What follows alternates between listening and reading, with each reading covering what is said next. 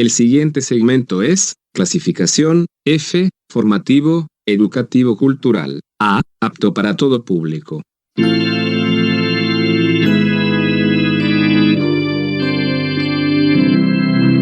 Bienvenido a Hora de Estudio Bíblico con nuestro maestro el Dr. Lehman Strauss. Este estudio es el resultado del tiempo personal con el Señor, el ministerio pastoral y la experiencia en conferencias bíblicas del Dr. Lehman Strauss. Él nos instruye y alienta con la enseñanza de la palabra de Dios.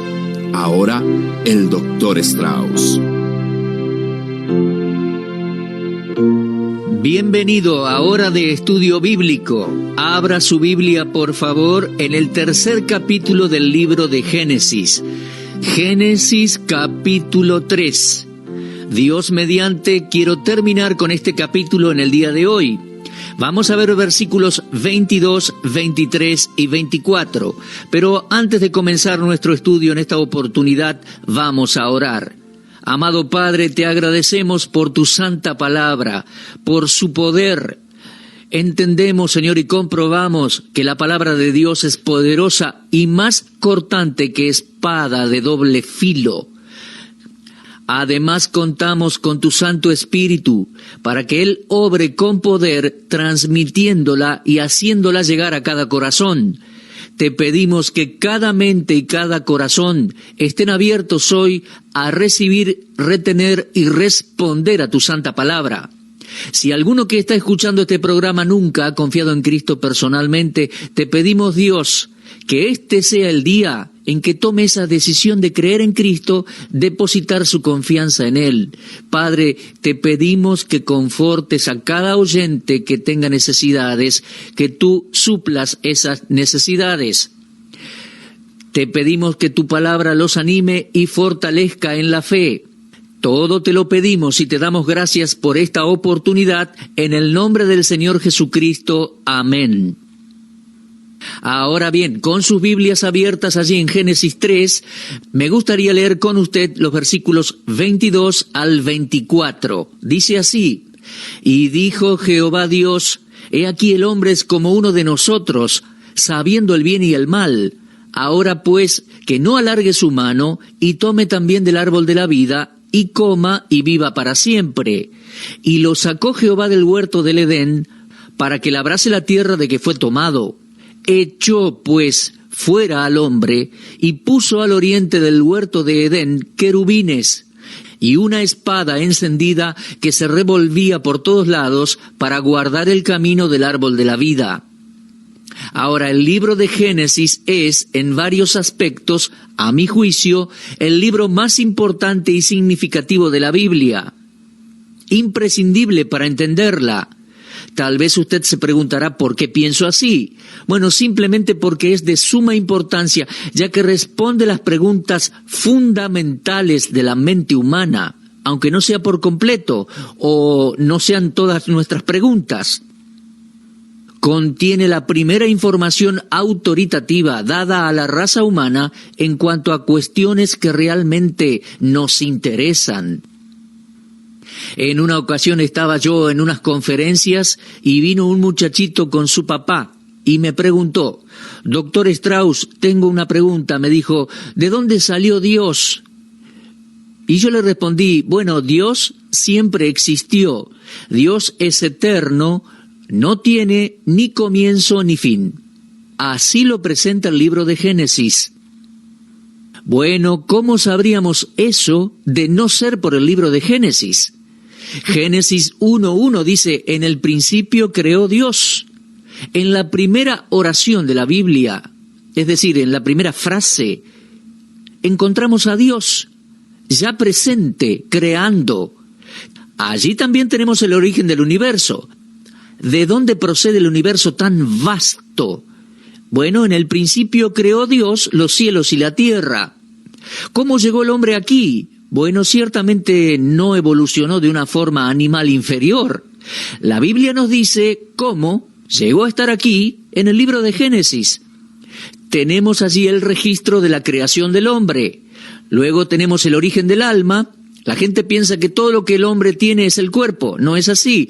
Dice allí el texto que Dios formó al hombre del polvo de la tierra y sopló en su nariz aliento de vida y fue el hombre un ser viviente.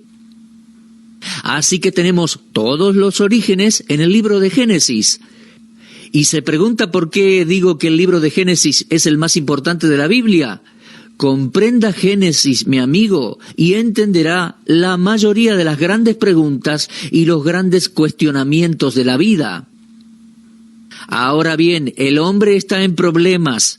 El diablo se le apareció a Eva en el capítulo 3 de Génesis y le dijo, no morirás. Mis amigos, esa es la primera mentira registrada en la Biblia. La primera mentira. Y entienda, antes que Satanás entrara en escena, nunca nadie había mentido. Satanás vino y dijo, no moriréis. Pero Dios había dicho, el día que comieres del fruto, ciertamente morirás. Y el diablo vino y dijo, no moriréis. Mis amigos, eso es característico de Satanás. En el Evangelio de Juan, capítulo 8, versículo 44, nuestro Señor le dijo a los fariseos, y a propósito, cuando Él dijo esto en Juan 8:44, no se dirigía a mujeres de mala vida, o de drogadictos, o asesinos, no, se lo estaba diciendo a los que asistían a las reuniones. Se los estaba diciendo a la inteligencia religiosa de aquellos días.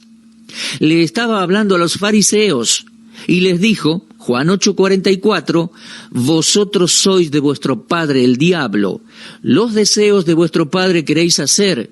Él ha sido homicida desde el principio, no ha permanecido en la verdad, porque no hay verdad en él. Cuando habla mentira, de suyo habla, porque es mentiroso y padre de la mentira. Entre otras cosas muy importantes, el Señor Jesús está diciendo allí, o estaba diciendo, que Satanás es padre de la mentira. Ahora, ¿cuál es el propósito de una mentira? El propósito de una mentira es engañar, es desviar a alguien. En el capítulo 24 del Evangelio de Mateo, cuando los discípulos acudieron al Señor en el Monte de los Olivos pidiéndole alguna señal de su venida, Él respondió en el versículo 4, mirad que nadie os engañe. Tengan cuidado que alguien o nadie los engañe. Engañar es simplemente mentir, desviar. Y esta es una de las indicaciones del fin de los tiempos. Leemos en el versículo 11 de Mateo 24, muchos falsos profetas se levantarán y engañarán a muchos. O sea que van a mentir, ¿se da cuenta? Y lo vemos en todas las enseñanzas proféticas del Señor Jesús. En el versículo 24, por ejemplo, dice, se levantarán falsos cristos y falsos profetas y harán grandes señales y prodigios de tal manera que engañarán, si fuere posible, aún a los escogidos. Léalo allí en Mateo 24 y subraye esa palabra engañar. El diablo es un mentiroso y engañador desde el principio. La primera mentira en toda la Biblia fue allí en Génesis 3, y la tragedia es que Adán y Eva creyeron esa mentira. Ahora, ¿por qué alguien cree una mentira antes de estar dispuesto a creer una verdad? Bueno, Jesús le dijo a los fariseos, vosotros sois de vuestro padre el diablo. Le estaba hablando a gente muy religiosa, a gente que iba a reuniones religiosas. Y lea Mateo 23, allí verá que nuestro Señor Jesús los llamó hipócritas, falsos. Sí, y falso e hipócrita es lo que un mentiroso verdaderamente es. Ahora bien, volvamos a Génesis capítulo 3. Luego de vestirlos con nuevas vestiduras, en versículo 22, leemos así, dijo Jehová Dios, Génesis 3, 22, he aquí el hombre es como uno de nosotros. Vamos a hacer una pausa aquí y permítame preguntarle, ¿hasta dónde Adán y Eva pasaron a ser como Dios? Ahora dice, y Dios mismo lo dice, he aquí el hombre es como uno de nosotros. ¿Hasta dónde? Bueno, ¿Qué le dijo el diablo a Eva en el capítulo 3, versículo 5? Él le dijo, no escuches lo que Dios ha dicho. Come del fruto del árbol y se te abrirán los ojos. Serás como Dios, sabiendo el bien y el mal. Bueno, ¿hasta dónde llegaron Adán y Eva? Solo en un aspecto llegaron a ser como Dios, en relación al bien y el mal. Ahora saben, conocen por experiencia el bien y el mal. No lo conocían antes, lo sabían en teoría, porque Dios les dijo que no comieran del fruto, pero no lo habían experimentado hasta que decidieron experimentarlo. Ahora, permítame decirle algo, mi amigo. Este conocimiento es algo que ellos no tenían antes de la caída. Ellos no tenían un conocimiento experimental entre el bien y el mal. Solo sabían que comer del fruto sería malo, pero por experiencia no lo conocían. Recuerdo uno de mis primeros pecados cuando yo era niño. Creo que pequé antes, pero este es mi primer recuerdo. Yo tenía unos 7 años y me robé unos centavos, unas monedas de la cartera de mi madre. Yo sabía que robar estaba mal. Mi mamá me había dicho, hijo, nunca tomes algo que no te pertenezca. Y recuerdo a mi mamá decir, en reiteradas ocasiones, hijo, siempre tienes que decir la verdad. Ahora, yo sabía que estaba mal robar esas moneditas, pero no lo sabía por experiencia. Tuve que explorar y aprender el bien y el mal por medio de una experiencia. Luego mi mamá me dijo, hijo, ¿dónde están estas monedas? ¿Las viste? Y yo respondí, no vi. Mentí. Yo sabía que estaba mal mentir, pero nunca lo había sabido por experiencia y allí, mis amigos, lo experimenté. Ahora, seamos honestos, ¿no desea usted acaso nunca haber tenido que experimentarlo? Es la forma más dura de aprender. Aprendemos en cuanto al bien y el mal por medio de la experiencia. Adán y Eva habían desobedecido y Dios entonces dijo, he aquí el hombre es como uno de nosotros. ¿Hasta dónde pasó el hombre a ser como Dios? Solamente en relación al bien y el mal, y Dios tuvo que expulsarlos del jardín. Dios tuvo que decir fuera. Fíjese en el versículo 22, dijo Jehová Dios, he aquí el hombre es como uno de nosotros. Plural, allí aparece, nosotros. ¿Y a quién se refiere? ¿O a quiénes? Bueno, la palabra Trinidad no aparece en la Biblia, pero nosotros creemos que Dios es 3 personas. Creemos que Dios existe eternamente en 3 personas. Dios el Padre, Dios el Hijo y Dios el Espíritu Santo. Tenemos una pluralidad de personas. Y creo que Dios allí no le estaba hablando a ángeles. Los ángeles no fueron creados a imagen y semejanza de Dios. Dios creo que estaba hablando a las otras 2 personas de la Trinidad. Usted recordará que en Génesis capítulo 1 Dios dijo, hagamos al hombre a nuestra imagen. Allí se implica pluralidad de personas. Dios no le estaba hablando a ángeles. Los ángeles no tomaron parte en la creación del hombre. Dios creó al hombre. Entonces, el Dios Trino creo que estuvo en acción al crear el hombre. Y en Génesis 3 creo que encontramos también una referencia a la pluralidad de personas en la deidad. Se refiere a las otras 2 personas de la Trinidad. El hombre es como uno de nosotros. ¿Hasta dónde fue el hombre como Dios? Solamente en relación al bien y al mal. Un conocimiento que no tenía antes de la caída. Se trató y se trata de un conocimiento experimental. Cuando me pongo a reflexionar en cuanto a mi vida, mis amigos, me gustaría no haber tenido ese conocimiento experimental. Me arrepiento de pecados que cometí. Aprendí el bien y el mal de la manera más difícil. Es una tragedia, pero todos lo aprendimos así. Así que ahora, allá en Génesis 3, Dios expulsa al hombre del huerto. Dice, los echó al hombre y a la mujer. Textualmente leo allí en Génesis 3, 22. He aquí el hombre es como uno de nosotros, sabiendo el bien y el mal. Ahora pues, que no alargue su mano y tome también del árbol de la vida y coma y viva para siempre. Y los sacó Jehová del huerto del Edén. Dios dijo, lo siento, pero tienen que marchar fuera. Ahora, la mujer sale, pero sale de una manera diferente a la que entró. Ella entró al huerto de la mano de su Creador. Entró siendo inocente, hecha a la imagen y semejanza de Dios, pero ahora ella sale habiendo perdido esa imagen y habiendo perdido todo. En uno de los estudios previos mencioné que Adán y Eva podrían haber tenido hijos antes de la caída, porque Dios les había dicho en el capítulo 1, multiplicaos y fructificad, llenad la tierra. Y entendimos también que las relaciones sexuales en el matrimonio no son pecaminosas, es la manera que Dios estableció para procrear. Es la única manera de multiplicarse que Dios ordenó para que existiera la raza humana. Pero después del pecado, Eva pierde todo. Dios emite juicio sobre Eva, dijo que con dolor iba a tener sus hijos, y ahora tiene que marcharse del jardín. Así que ella deja el huerto siendo una mujer diferente a la que era cuando entró. Así que Eva entonces tiene que salir expulsada del jardín. Y es una mujer muy distinta a la que ingresó al jardín. Ahora, el hombre también fue expulsado. Dice, lo sacó Jehová del huerto de Edén. El hombre llegó a estar afuera también.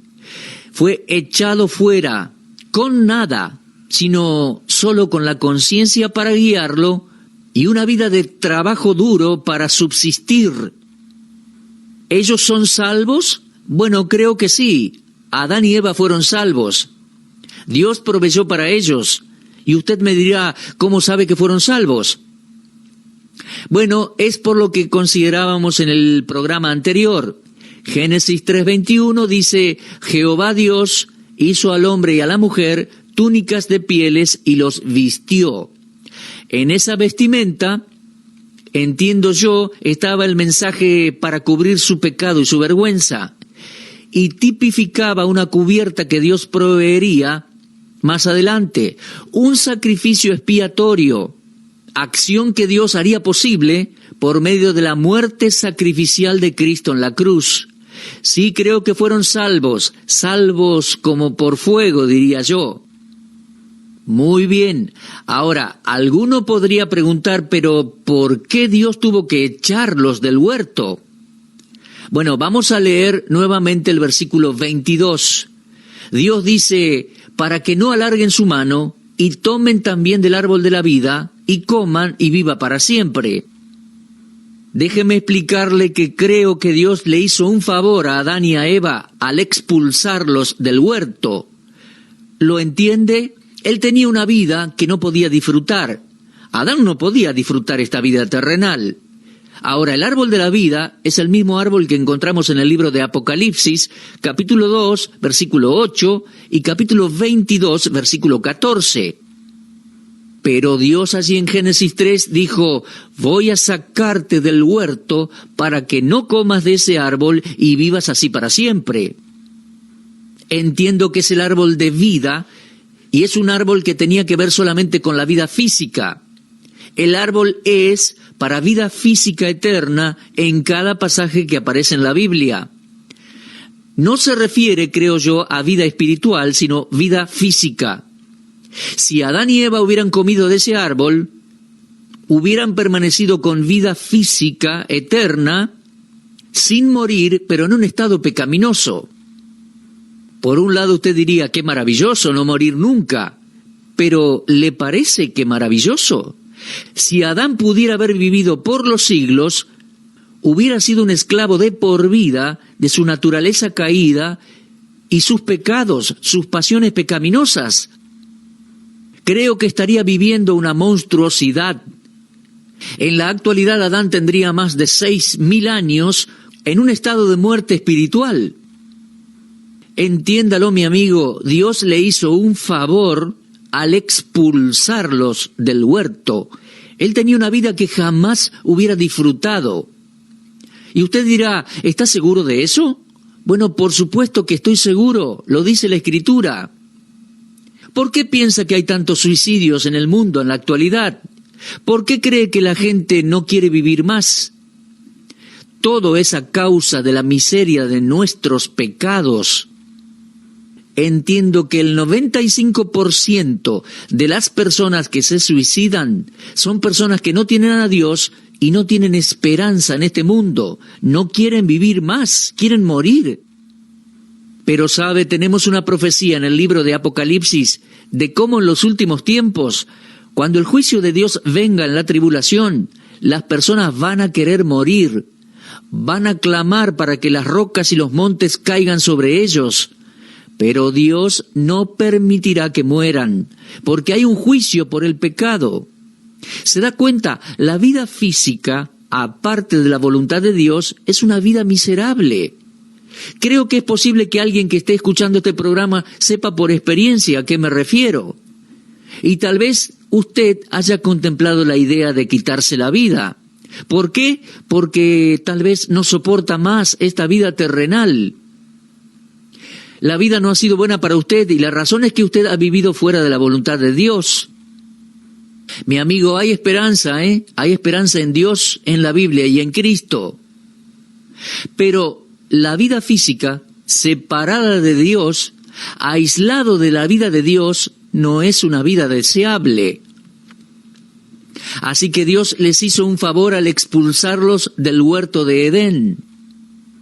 Ahora, mi amigo, si él hubiera gustado del árbol, después de haber perdido la imagen de Dios, la vida terrenal sería agobiante, desastrosa, una monstruosidad. Hoy en día en la vida terrenal vemos personas bien vestidas, hasta con dinero, aparentemente disfrutan la vida, pero muy dentro de su alma, dentro de su corazón y en sus intimidades, esos hombres no saben por qué vivir, no tienen nada por qué vivir. ¿Por qué? Porque están cortados de la vida de Dios. Así es la vida en este mundo, en este planeta. Ahora bien, volvamos a Génesis 3:23.